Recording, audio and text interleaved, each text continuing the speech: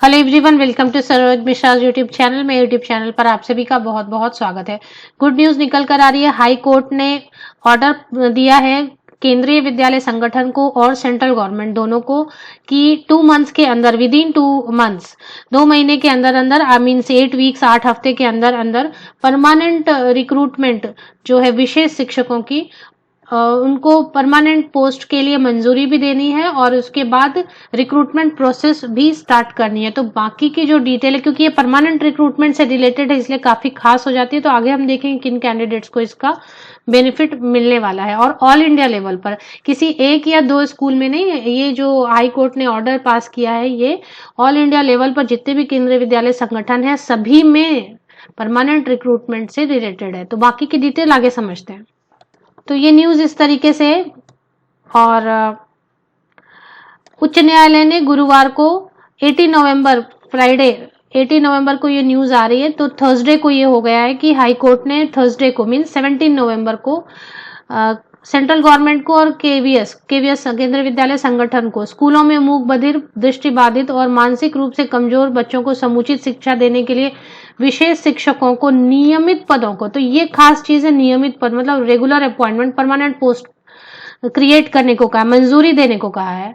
किनको कहा है? हाई कोर्ट ने केंद्र सरकार मतलब सेंट्रल गवर्नमेंट को और केवीएस संगठन को भी बोला है कि ऑर्डर दिया है कि आप परमानेंट पोस्ट को मंजूरी दे दो, स्पेशल टीचर्स के लिए, स्पेशल टीचर्स के पोस्ट को मंजूरी भी दे दो, और साथ ही साथ इसके लिए टाइम लिमिट भी दिया है कि 8 वीक्स के अंदर, मीन्स 2 मंथ्स के अंदर ये होना चाहिए कि पोस्ट क्रिएट होना चाहिए, पोस्ट मंजूरी देनी चाहिए, और इसके बाद recruitment process, permanent recruitment process start होनी चाहिए किनकी? स्पेशल एजुकेटर्स की। तो अब आपके पास अगर स्पेशल एजुकेशन से रिलेटेड डिग्री होगी या डिप्लोमा होगी या जो भी होगा स्पेशल एजुकेशन से रिलेटेड, तो आपको बेनिफिट इसका मिल सकता है। तो अभी आगे देखते हैं कि 2 मंथ्स के बाद क्या होता है एग्जैक्टली। मुख्य न्यायाधीश सतीश चंद्र शर्मा और न्यायमूर्ति सुब्रमण्यम प्रसाद जी की पीठ ने यह आदेश तब दिया जब केवीएस ने बताया उसने अपने सभी स्कूलों में कम से कम 2 शिक्षकों की नियुक्ति का प्रस्ताव केंद्रीय शिक्षा मंत्रालय को भेजा है। मंत्रालय से नियमित पदों की मंजूरी मिलने के बाद नियुक्ति प्रक्रिया शुरू कर दी जाएगी। तो इसके बाद पीठ ने केंद्र सरकार और केवीएस को 8 सप्ताह के अंदर, मतलब विद इन 2 मंथ्स, केंद्रीय विद्यालयों में विशेष शिक्षकों के नियमित पदों को मंजूरी देने का आदेश दिया ताकि नियुक्ति प्रक्रिया शुरू हो सके। इसी के लिए एक शॉर्ट में अगर आप देखना चाहते हैं तो यहाँ पे भी लिखा है केवी में विशेष शिक्षक नियुक्त हो, नई दिल्ली प्रमुख संवाददाता, और ये ऑल इंडिया लेवल पर होगी, ये किसी एक या दो केंद्रीय विद्यालय में नहीं होगा।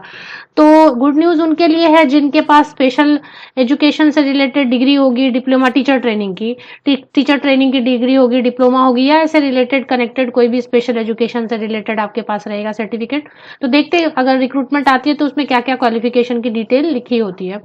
लेकिन अगर स्पेशल एजुकेटर वाली पोस्ट क्रिएट होगी तो मतलब नर्सरी से लेके, मतलब 1 स्टैंडर्ड से लेके जो पीजीटी तक, 12th स्टैंडर्ड तक होती है केंद्रीय विद्यालय में, तो वहां तक होगी सभी। तो देखते हैं कि क्या क्या कैसे होता है। उच्च न्यायालय ने गुरुवार को केंद्र सरकार और केंद्रीय विद्यालय संगठन के स्कूलों में मूक बधिर, दृष्टिबाधित और मानसिक रूप से कमजोर बच्चों को समुचित शिक्षा देने के लिए विशेष शिक्षकों के नियमित पदों को मंजूरी देने का आदेश दिया। उच्च न्यायालय ने सरकार और केवीएस को 8 सप्ताह का वक्त दिया है।